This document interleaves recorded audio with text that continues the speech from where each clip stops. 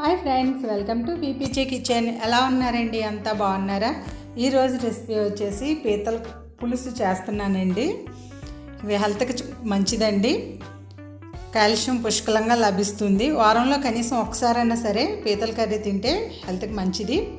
వేడి చేస్తుందని చెప్పి తినడానికి కొంచెం ఇష్టపడరు, బాగా ఓవర్ హీట్ చేస్తుందండి, కానీ హెల్త్కి మంచిది. అలాగే మన ఛానల్ ముందుగా ఎవరైనా చూస్తుంటే ప్లీజ్ సబ్స్క్రైబ్ చేసి సపోర్ట్ చేయండి. మీరు ఇచ్చే లైక్స్ కామెంట్స్ వల్ల నా ఛానల్ అనేది ముందుకెళ్తుంది. ప్లీజ్ సపోర్ట్ చేయండి. ముందుగా స్టవ్ వెలిగించి కళాయి పెట్టుకొని ఆయిల్ వేసుకున్నాను. ఆయిల్ హీట్ అయిన తర్వాత నేను ఉల్లిపాయలను ఇలా పేస్ట్లా చేసేసి వేస్తున్నానండి. అలాగే పచ్చిమిర్చి కూడా వేసి ఫ్రై చేసుకోవాలి. ఇలా పేస్ట్లా చేయడం వల్ల కొంచెం గ్రేవీ ఉంటుంది. ఇవి కొంచెం ఫ్రై అయిన తర్వాత ఇందులోనే అల్లం వెల్లుల్లి పేస్ట్ వేసేసుకోవాలి. వేసుకొని రెండు కలిపి ఫ్రై చేయాలి. పచ్చివాసన పోయేంత వరకు అల్లం వెల్లుల్లి పేస్ట్ ఫ్రై చేయాలండి. అలాగే ఆనియన్లో కూడా వాటర్ ఉంటుంది, బాగా వేయించాలి. ఇందులో కారం కూడా వేసుకొని ఫ్రై చేసుకుందాము. స్టవ్ని లో ఫ్లేమ్లోనే పెట్టుకోవాలి, లేదంటే మాడిపోతుంది. అలాగే పసుపు కూడా వేసి కలిపిన తర్వాత చూడండి, ఇవి పీతలు తీసుకొచ్చేసరికి మనకు ఆనియన్ పేస్ట్ అనేవి అలాంటివన్నీ రెడీ చేసి పెట్టుకోవాలి.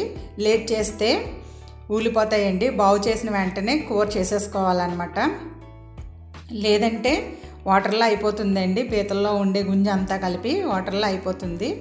ఇది వెంటనే వేడి తగిలితే గట్టిపడి పీత బాగుంటుందండి, లేదంటే వాటర్లో అయిపోతుంది. లోపల ఉన్న గుంజ అంతా వేడి తగిలే కొలది బాగుంటుంది. వెంటనే చేసేసుకోవాలి. అలాగే ఉప్పు కూడా వేసేసి బాగా కలుపుకోవాలి అండి.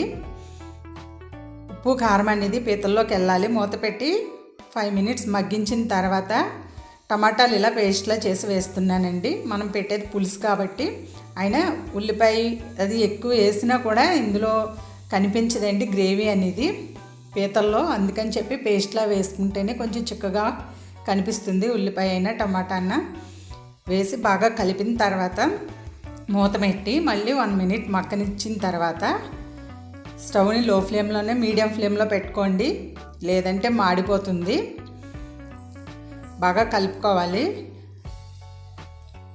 ఇప్పుడు వాటర్ వేసేద్దామండి. ఎక్కువ వాటర్ వేయొద్దు, ఫస్ట్ కొంచెం వాటర్ వేసుకోవాలి.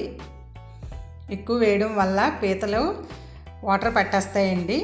తక్కువగా వేసి ఉడకనిస్తేనే బాగుంటుంది. పీత అనేది నెమ్మదిగా ఉడికితే బాగుంటుందండి. అలాగే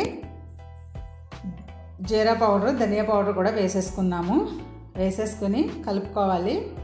కలిపిన తర్వాత స్టవ్ లో ఫ్లేమ్లోనే పెట్టి 2 minutes మగ్గనివ్వాలి.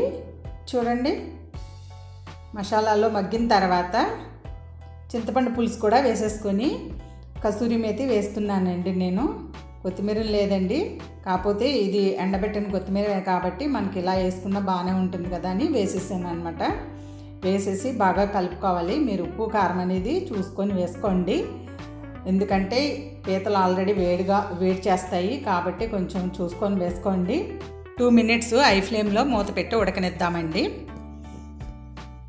చూద్దాము. 2 minutes తర్వాత కూర అనేది మనకి రెడీ అయిపోయింది.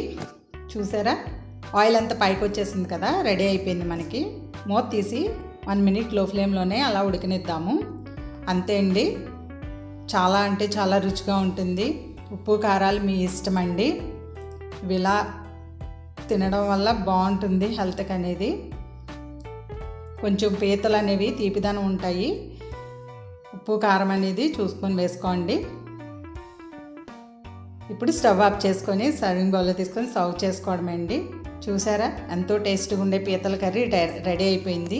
ఈ వీడియో మీకు నచ్చిందని అనుకుంటున్నానండి. నచ్చితే కనుక లైక్ చేయండి, షేర్ చేయండి. అలాగే మీరు ఎలా చేశారో కామెంట్ చేయడం మర్చిపోకండి. ప్లీజ్ నా ఛానల్ని సబ్స్క్రైబ్ చేసి సపోర్ట్ చేయండి. Thanks for watching.